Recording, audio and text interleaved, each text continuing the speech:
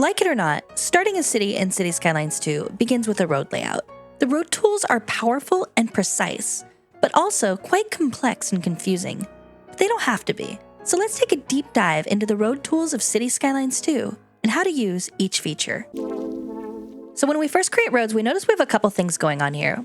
It has this circle surrounding it, and that circle essentially is the radius of the 6 tiles of zones on each side to get the maximum zoning depth for each road. The other thing to note is when you build it, you'll see measurements here. And what it'll show you the angle relative to the road it's coming out of, but it'll also show you the measurement of the length of the road in meters, and then the degree slope it's going up or down. So this road that I'm building right now is 186 meters long at a slope of 29.6% going down. And it's 156 degrees on one side and 114 degrees on the other. And we can use these measurements to standardize and determine how long we want our roads to be, how long we want our grids to be, and at what angle we want everything to meet up at. Additionally, roads can go through each other like that. You don't have to stop at an intersection. You can pull them through and the intersection will automatically be created. We have multiple different options for snapping in Cities Skylines 2,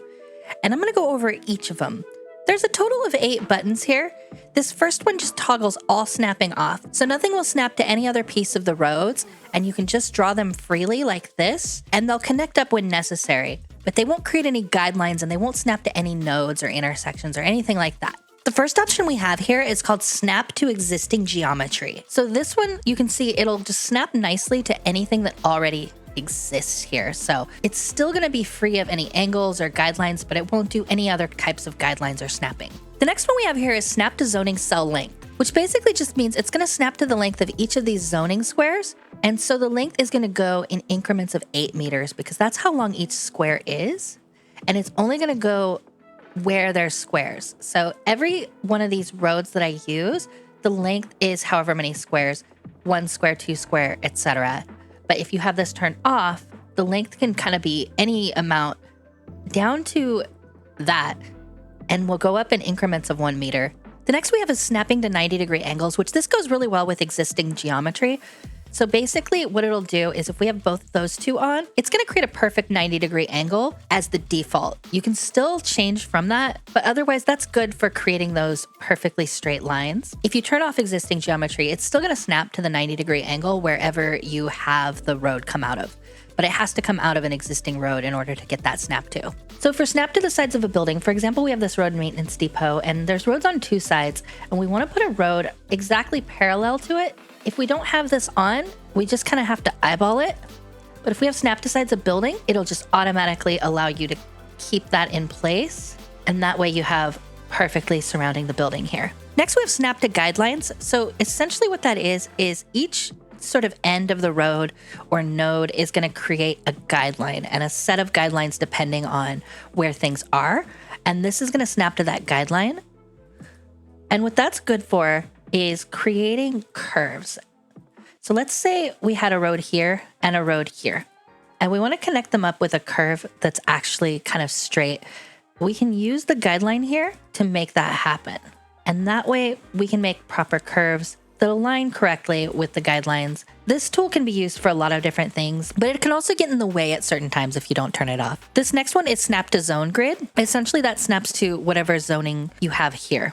And so the roads will actually just snap to the edge of whatever your zone grid is, but it's still going to be relatively freehand here. And so you can see with the different types of snap tos, you can get a little more precision and control out of what you're trying to do. This next one is Show Contour Lines, which is great if you want to create roads that go along the curvature of the terrain so that you can have a more natural looking road layout. Really helps you to respect the topography and also understand if something like this, for example, is too steep to build on or not.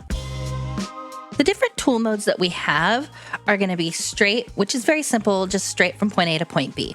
There's not much to it. But then the next one we have is the simple curve.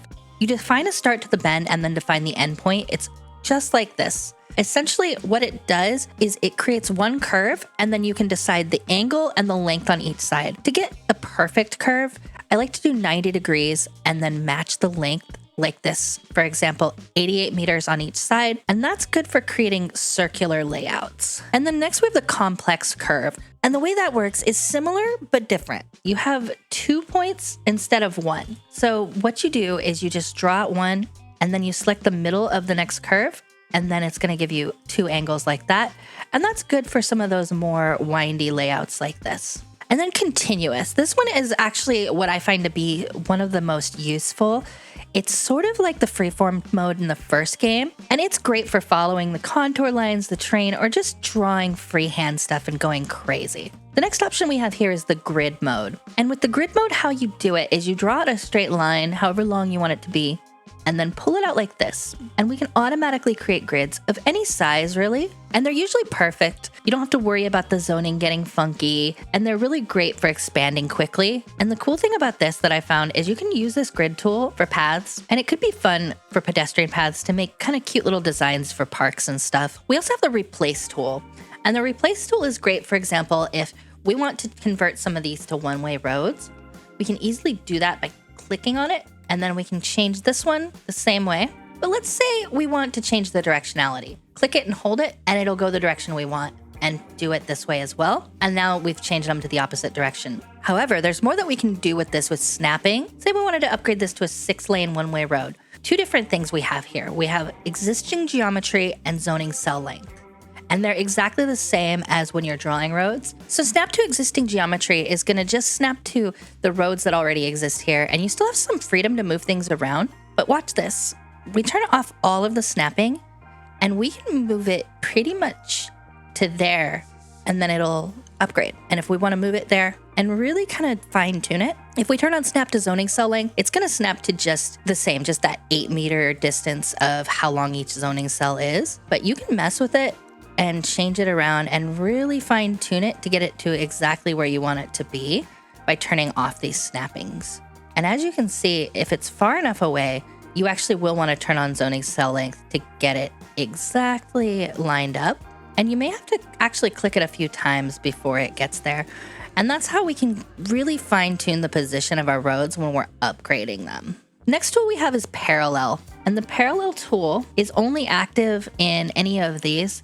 And this is good for, say, making highways, because it'll automatically make one-way roads go in both directions like this, so you don't have to worry about that. And it's really simple. You just use it like you would use any of the other tools, and it combines with any of the tools and snap tos, but you can increase or decrease the offset. So the default is 1 here, but we can decrease that as low as 0.25. And as long as the highways fit, it creates that nice close together look. Or you can go all the way up to a maximum of 12, which creates these really wide, far apart roads. So this is good, for example, if maybe you want to create a whole bunch of lanes really close together. You can do that. And then you put something in between here. You can really do a lot with it. So right here we have the elevation mode, and we use page up and page down to adjust elevation. And we can adjust the elevation step, which basically means by how many meters does the elevation change with each page up and page down. And we have 4 options. So this first one, if you see right here, it'll show you it goes up in increments of 1.25 meters. And then the second elevation step here goes in increments of 2.5 meters. And you can see at the 5-meter mark, it starts to create roads with these retaining walls. And so then the third step actually creates them in increments of 5 meters. So we can see 5 meters here. And then as soon as it gets to 10 meters, it creates an elevated road just like that. And then the 4th elevation step goes up and down in increments of 10 meters. And if you go down 10 meters below, it creates these sunken roads. But once you get to about 12.5 meters below, it starts to create tunnels underground. And you can always push page down to go back into underground mode when you bulldoze.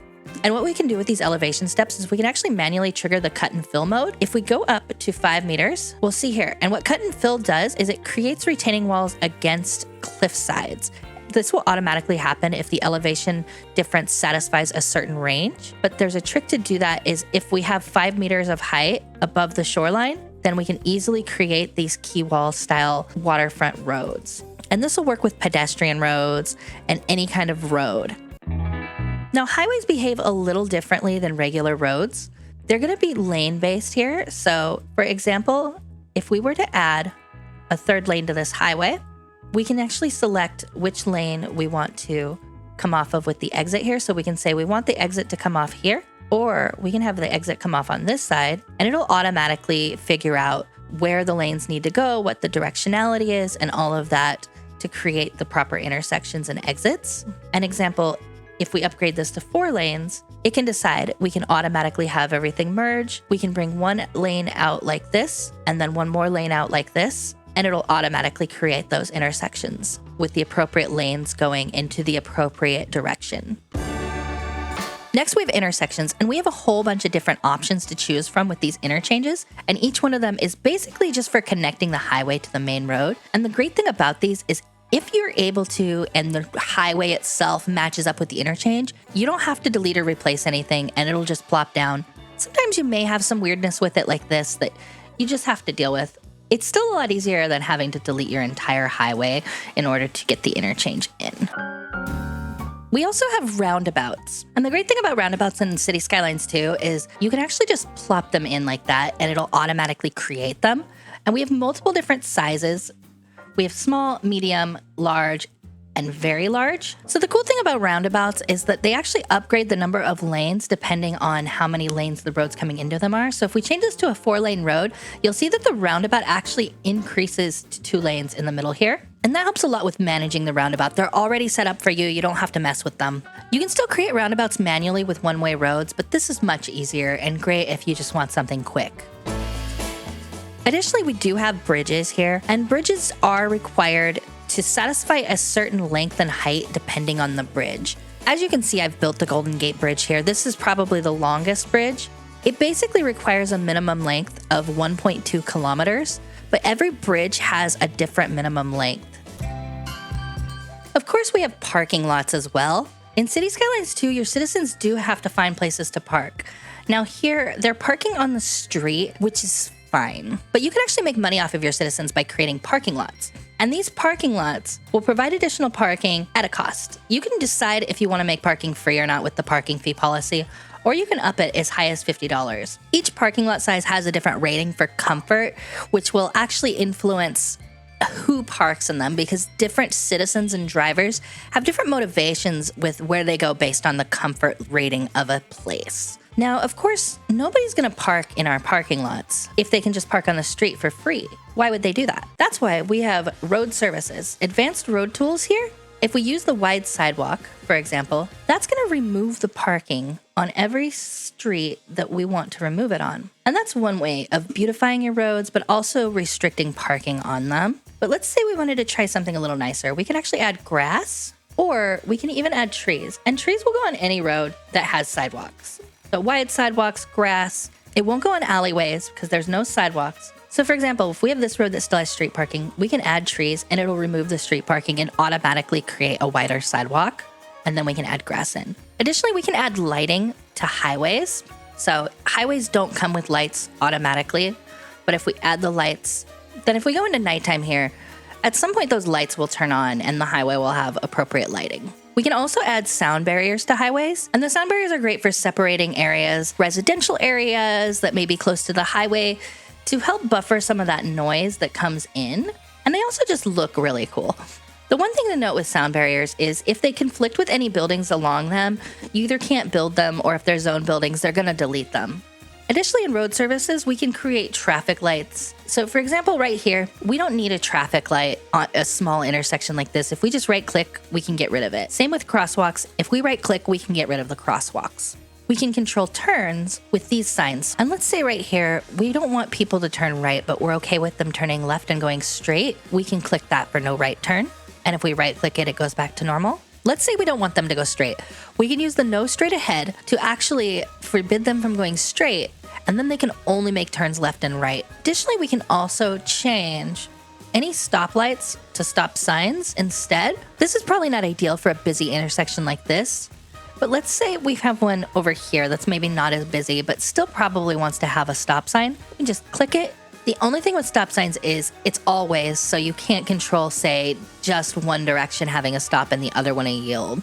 We can also build a road maintenance depot in the road tools menu. Essentially, that just helps to improve the condition of roads and reduce the likelihood of traffic accidents, improve conditions during the snow and rain, and just overall improve the well-being of your city. Once you've mastered the road tools, a good next step is to learn how zoning works so you can begin to grow your city, which you can do by watching this next video. And once again, until next time, I'll talk to you later.